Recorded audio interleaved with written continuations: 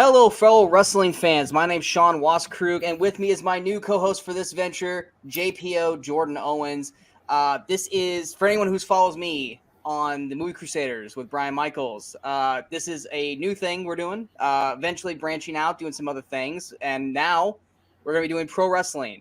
For many people who have been following my channel, you guys have known that I have been a professional wrestler. I was for 14 years in the early 2000s to mid 2000s.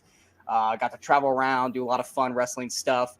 And Brian likes old school wrestling, but doesn't really talk much about wrestling nowadays. Now he just makes fun of it.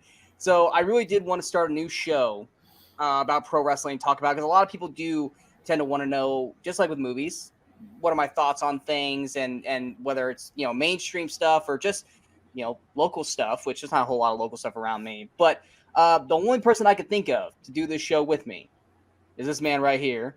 Why?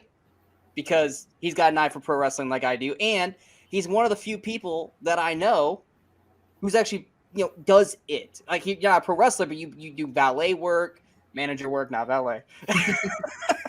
But hey, Jordan, if the money's right, valet work as well. The money's right. You do what you do. But Jordan, actually, you just came out with, because you're in Florida. You actually just came out with a top 100 best wrestlers in Florida right now, kind of like a PWI 500 kind of thing. Yeah. So let's no talk one about got mad at me at all. It actually was inspired by PWI 500. I know, like, it always kind of gets some slack. There's always people, oh, why is he number one? He's not the best wrestler. But I've always loved the PWI 500 as a fan because it always brought me to newer names. Read about people around the world, the indies. So I've always liked the PWI. So yeah, and there's a lot of lists popping up now. Even PWI itself is now done. They're doing the best tag teams, best women wrestlers. Yeah. There's a lot of other lists here. The best black wrestlers are on the stage, the best Latino wrestlers. So yeah, I just wanted to kind of showcase. A couple years ago, I moved out of Florida for a little bit, and I was kind of feeling a little homesick. So I was like, hey, let's do the kind of PWI. Actually really was the inspiration behind it. The Florida 100 is what I called, and I tried polling, a bunch of friends, a bunch of coworkers in pro wrestling, some fans, promoters, wrestlers, and all that, and said, hey, who do you think is the best in the state? And literally just calculated votes and then just made the 100 off of that. And some people, just like PWA 500, some found it controversial, some hate it, some love it, some respect it. It ran the gamut here. But again, it really was a just love letter to Florida wrestling and to showcase that, like, hey, we have at least, if not way more than 100 really solid talents, just kind of showcase and spread a little bit of a love and a little bit of awareness to the Florida talent out there. There's a lot of great talent here. And to go into that a little bit further about just you, because you're my co-host and people want to know about Jordan outside of just doing this list. Tell us a little bit about yourself. What got you into pro wrestling, how you grew up to a fan, how you grew to actually be a part of this world, this crazy world that people still to this day don't fully understand. With all the stuff that's out now, some people still come and go, that's fake, right? But why don't you tell the fans or viewers a little about Jordan Owens? Yeah, man. Literally, as the cool kids say, I've been down since day one, as far as I'm concerned. I'm a 1990 baby. Yeah, I'm a 1990 baby, so it's been in front of me. My dad was a very passive, normal fan. Then my brother kind of brought it to that next level, watched it weekly, religiously. And then I just brought it to that next level. We used to joke about being, the Bret Hart and Owen Hart of wrestling, or being the Matt and Jeff. He actually went and made a normal life. I decided to actually really delve deep into wrestling. He's like kind of, again, he's even just kind of like a main WWE. Maybe he'll pop in AEW every once in a while. I fell in love with everything, you know what I mean? As soon as I could find my hands on a Ring of Honor DVD, I did it. Find out all about all the other indies, CZW, Jersey All Pro, you know what I mean? Watch a little bit of Noah, New Japan. And as soon as I could get into wrestling myself, found any way I could get into it. You know what I mean? I found one company that didn't, back in the day before everyone had a camera, I had a camera, knew how to edit a little bit here. I was like, hey, you don't have a YouTube channel? I'll film yourself, edit a little bit, put it on YouTube. I've done everything from sweep the ring, set up the ring by myself, set up the ring with one or two others. I've been a security guard. I've reffed a couple times, usually in a gimmicky way, which we'll get to later maybe. But I've ran the gamut. As you mentioned, manager, commentator, booker. I think I've been the on-air general manager of like 5 or 6 different promotions in Florida. I think I have the record. I want to say because I've gone and been the commissioner in multiple places. Uh, and yeah, just any way I could get my little grubby hands in. I did train because I wanted to be a full-fledged manager. I saw you see some managers don't know how to either A, cut a promo, or B, know how to bump. So I didn't want to be that guy. So I did train for about a year under Steve, aka Scyther, who trained underneath Michael Ripwreck. He's a NYWC kid. And yeah, trained for a little while. I've had a few gimmicky matches, kind of like if Brock, or not Brock Lesnar, but if like Paul Heyman or Bobby Heenan had a match, I've had kind of matches like that where, it's mostly me getting my ass kicked or getting some heat in and then tagging back out, or, you know what I mean? If you beat this guy, you'll get 5 minutes with Jordan next month. I've done that a couple of times, 6-man tags. And yeah, just been involved in wrestling now for myself now well over a decade. I think we're approaching, if it's 2024, we're almost at that 13, 14 year mark now that I've been involved. Yeah, it's nice to see someone that I can talk, because I mean, granted, I know a lot of wrestlers, I do, but not a lot of them either want to do something like this, or if they do, they want to make it be all about them and talk about their road life. I will have times where I will do that. I'm not going to be on here name dropping people that I met, or name dropping, or talking about how, this person was a dick when I met him backstage, or this person. 1 second, Mick Foley's calling me. 1 second. Okay. Yes. Or the numbers I used to have of certain big stars. I'm not going to do that. That's because that's not for that. Plus it rubs people in the back wrong way. I'm not trying to get heat from people that I used to know, even though I don't really talk to them much anymore. But yeah, same for me. Day one-ish for me as well. My earliest memory. I'm a WrestleMania baby. Let's put it that way. Mm-hmm. I was born a month after the very first WrestleMania. So wow. It's always easier to know when my birthday is, because my age is 1 month or 1 year less than what the WrestleMania is. So WrestleMania 40s this year, I'll be turning 39 this year. So I always know how old am I? Wait, what WrestleMania is it this year? Kind of thing. But my earliest memory that I had was sitting on the couch with my brother and my dad watching WrestleMania 2 with Hulk Hogan and King Kong Bundy in the cage. Granted, I was 1 at the time. I might have been watching a rerun of it. I don't know. I just know that my earliest memory was that. And from then on, my brother obviously was a big fan. My dad was a big fan. My brother grew out of it. And my dad, he took me to all the house shows. And I have I don't know if I still have them anymore, but I had thousands of Polaroid photos of when we would go to house shows and all that kind of stuff back when, they were everywhere. Hogan and against Boss Man, Undertaker versus the Ultimate Warrior in a casket match, which we never got to see live, or in a cage match. I miss those old school blue cage. But I've been to hundreds and hundreds of WWE events, and then WCW when it grew and all that kind of stuff. And my best friend, Ryan, just like you did with your brother, I moved to a new state. I was wearing a wrestling shirt my first day of school. He's like, "Hey, I like wrestling." And we're like, "We're friends."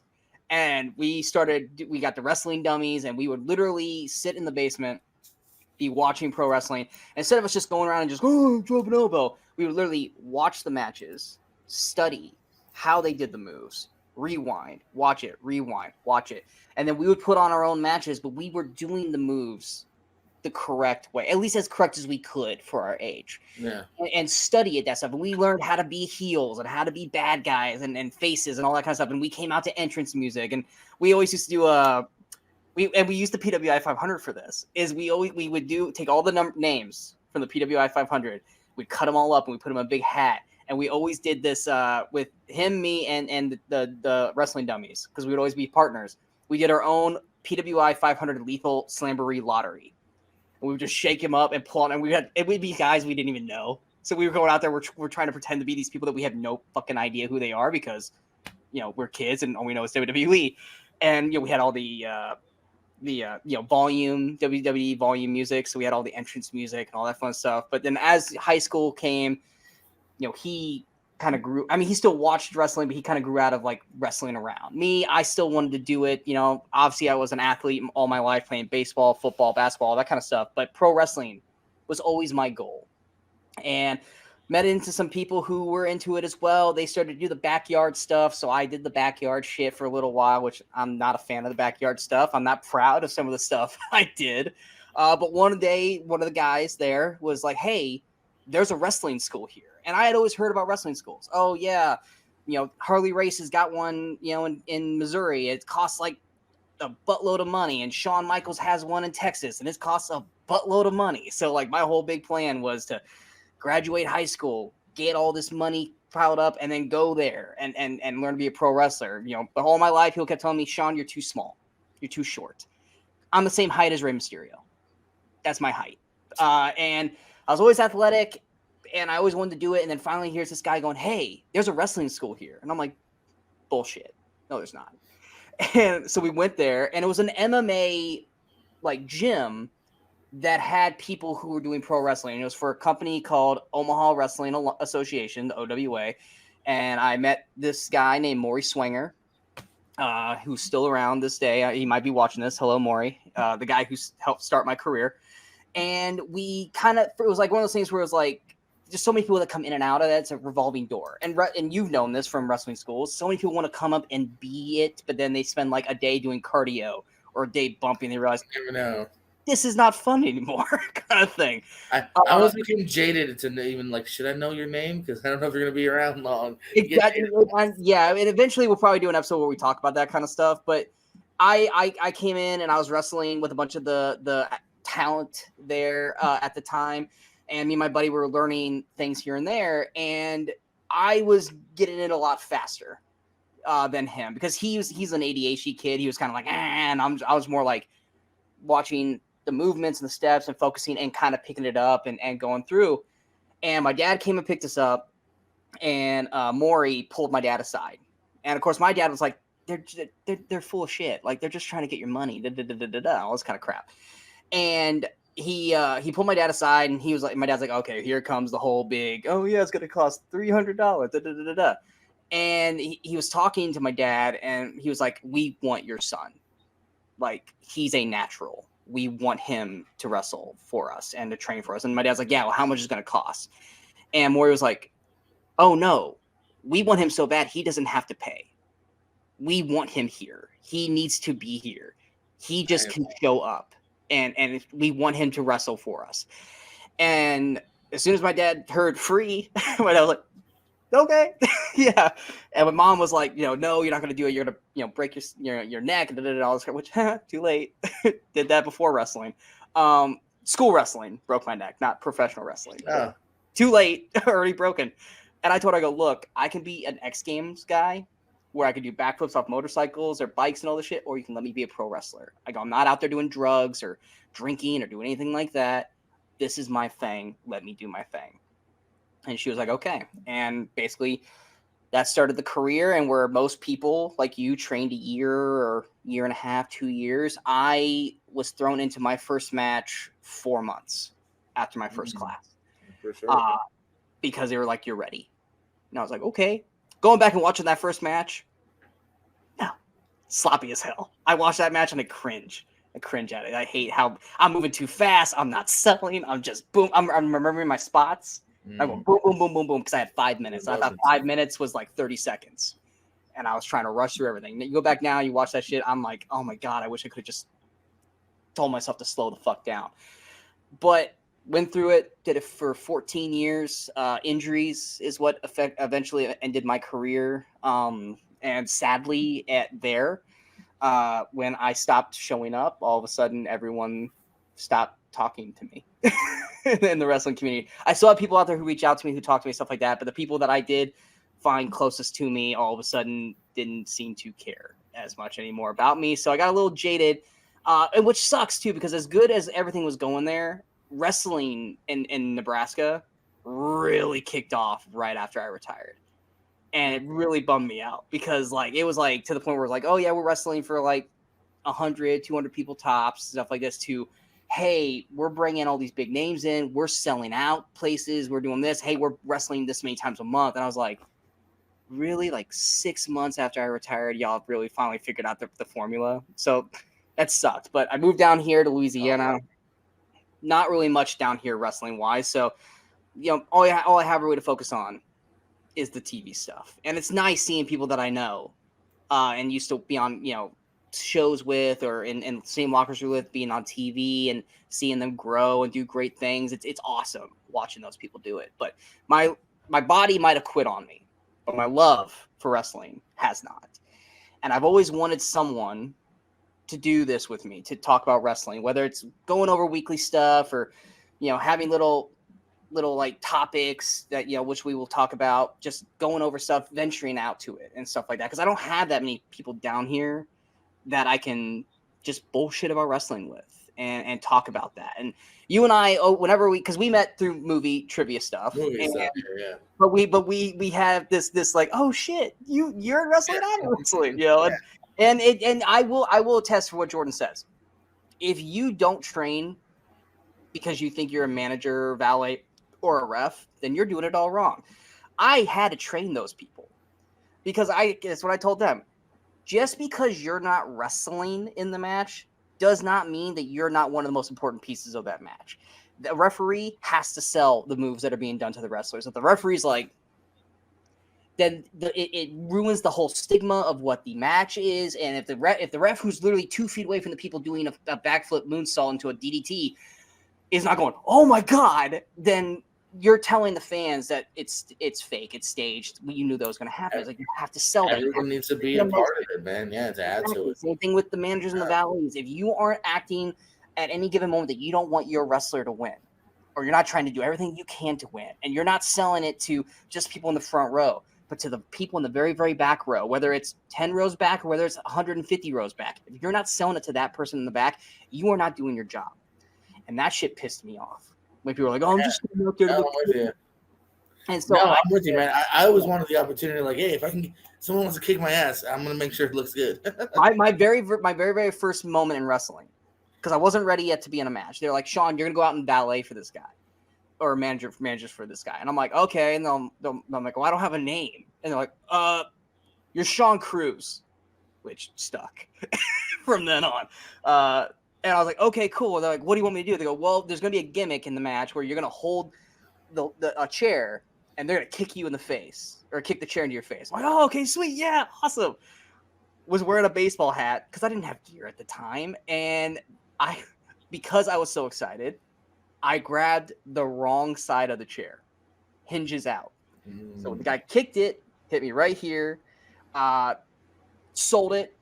Was great. I was so like adrenaline pumped up for it. I went to the back and I was wearing a white hat. It was a Nebraska Cornhusker white hat.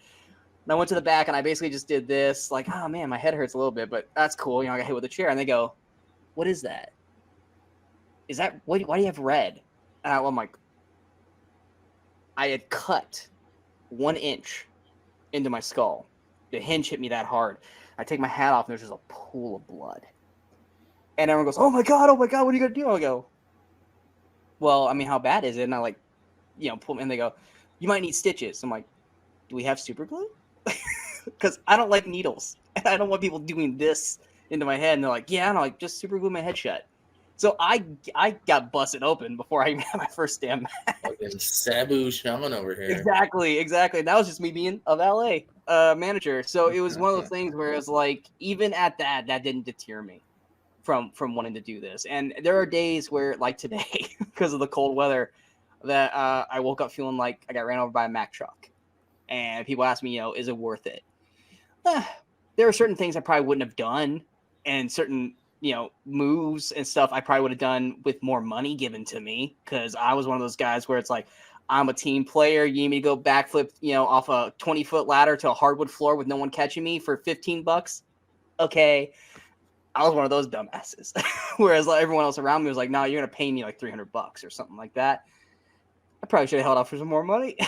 But I don't miss that adrenaline. I miss that adrenaline.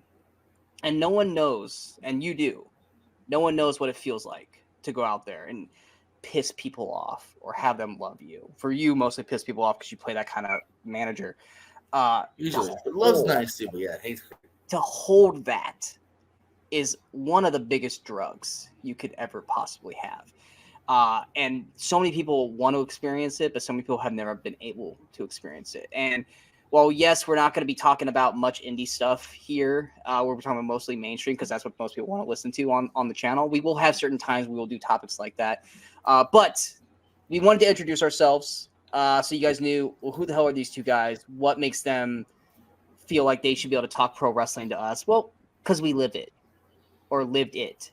And we know the ins and outs. We know how moves are supposed to be done and how the inner workings of wrestling happens. Maybe not at the level of WWE or even AEW, but we know people who are there. We've been with people. We have bled with people who are there. We have done this stuff. And so who's better to know how this stuff works than two people who have lived this thing for well over a decade each? But that's us. So we are the Wrestling Crusaders, and I hope you guys keep tuning in for more stuff to talk about. Our very first episode, we're going to be talking about the landscape of WWE, how it is right now. How do we feel it is right now? Is there things we think that they should change, work on, or things they should double down on? We'll also be doing AEW, a lot of stuff coming up. We are 10 days out from Royal Rumble. We will definitely have some conversation about that, as well as the aftermath of Royal Rumble leading up to WrestleMania. So we have plenty of stuff. If there's stuff that you want us to talk about, leave it in the comments below. What do you want us to talk about? What topics do you want us to talk about on this show? I don't think there's any topic that you and I, for the most part, won't talk about. Like I said, I'm not going to talk about anyone that I worked with. I'm not going to shit on anyone. I'm not going to do anything like that. But I think for the most part, we're pretty much open to anything you guys want us to talk about. So stick with us and go on this journey with Jordan and I. And until next time, in case we don't see you, go watch some wrestling, but be safe and don't do it at home. Unless it's your little brother, then it's okay. Yeah. Shh, don't cry. Don't tell mom. So, goodbye. And good night. Bang!